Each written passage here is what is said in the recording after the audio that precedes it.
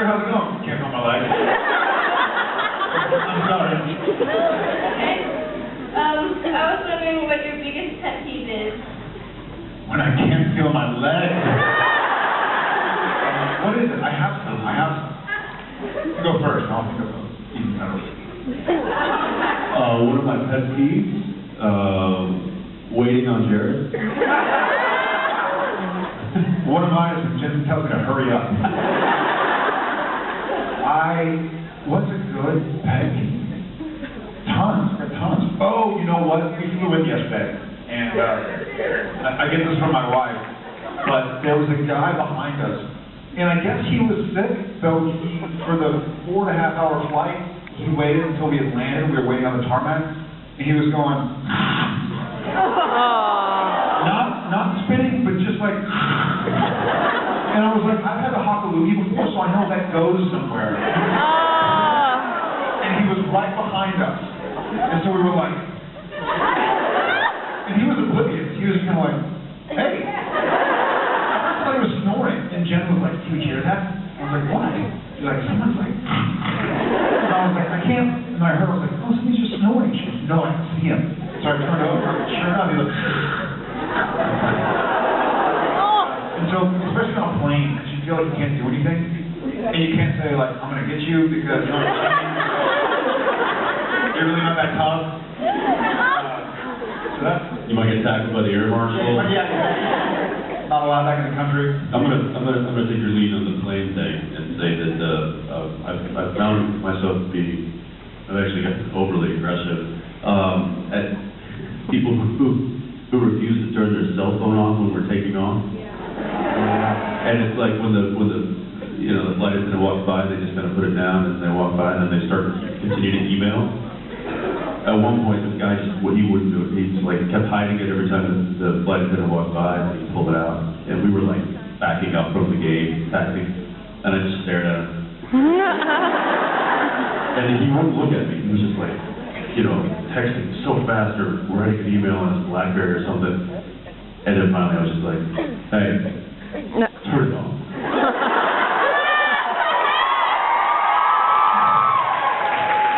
And I was like, but Jensen, it's Scrabble.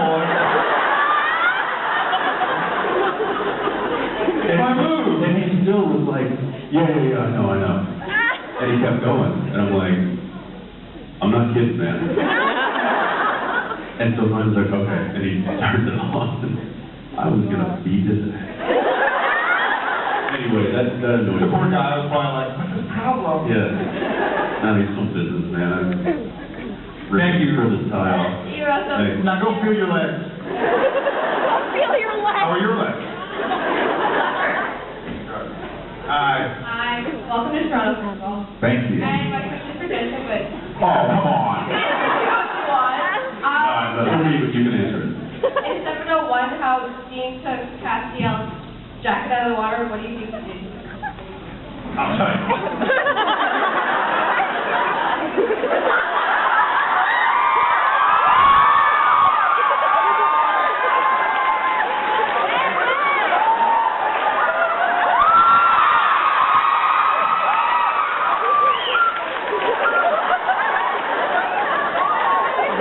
You're welcome. All right.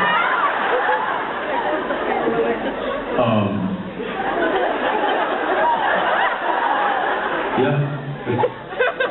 We've been using it as a pillow ever since. Or we use it for kindling. One of the two. I'm just kidding. You better be. What did Nisha do to you guys? So many people are protecting you today. Every time I make fun of Nisha, people are like,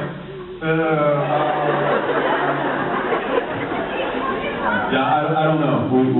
We haven't touched on that yet, so to be continued. still smelling. Hi. How are you? Hi. I think you're getting your how are you like 5 times from people, so I'm going to ignore that I said that. Okay. No, my question is, if it was up to you guys, you decided to just magically take over and write the show. Not that I think anyone wants that to happen. No offense. Whoa. Not that anybody cares. Did this just turn into a supernatural roast? Thank you so much. Okay, there's a question in there somewhere, isn't there? My mind's like, Why are you all such bad writers? you guys, to write the finale of Supernatural, how would you guys set it up? What would you end it with? Would there be an epic death? Would there be, everyone was happy ever after? How would you? Happily ever after with me. Is that how you want this show to end? Is that how you want this story to go down?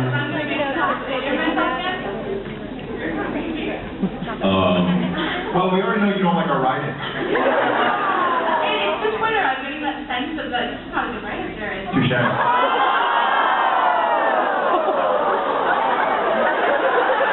Find your happy place. Yeah, I think probably a big epic death would be my vote. I don't know. What would you feel though? Like, we need this. I need No, this. I'm dying. Both of you? Well, you first. As long as I got the guest Toronto show, I think I'd be okay with that. Yeah, they gotta go with a bang. They can't put them on the line, so we gotta kill them. The only way out is out. Thank you. Bang. Thanks. Sorry. Yeah. Hi. I got a question for Jensen. Sorry, Jared. I don't like this side. Yes, I'm gonna move. Eat her.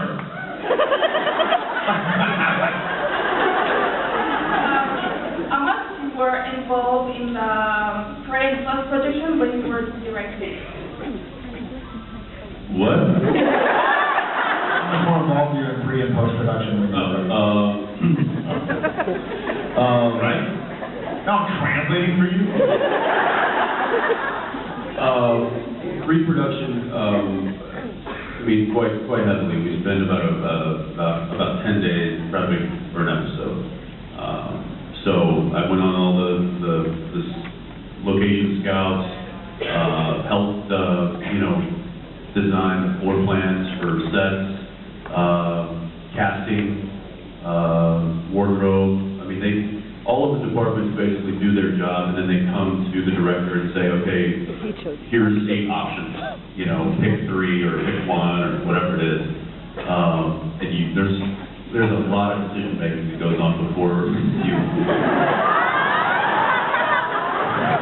Making sure Jared has his coffee right, at just the right temperature, and then he's, Where did that come from? But yeah, post-production, not as much because I then end up having to act in the next episode and they do all the posting on the wall. This is working out great because anytime he's not talking, I'm snoring. So yeah, much more pre, less in post, but Thank you. Thank you. how you doing? Alright. Welcome to Toronto, by the way. Thanks, man. My question is actually about Jeffrey Dean Morgan. Sorry, who? In the end of season 2, he was able to raise up out of hell, but after all these seasons that have come and gone, his spirit still hasn't resurfaced. Nobody's tried to summon him or anything. And I wanted to know, does the show have any plans for Jeff back up in it? A lot of hopes. Yeah, that's, I think the number one kind of factor is the reason that Dad's spirit hasn't been brought back, Jeff specifically, is because Jeff's a busy guy. He is, I mean, after Supernatural and Grey's Anatomy, he went off to become a movie star. So he's doing a show right now down in Florida. So he's busy there. It really is just availability. I think they would probably have written a lot more for him over the years had he been not as busy. Yeah. So yeah, I don't know. I hope that I still talk to Jeff quite frequently. I know that he would love to come back to the show. I mean, that's definitely something that he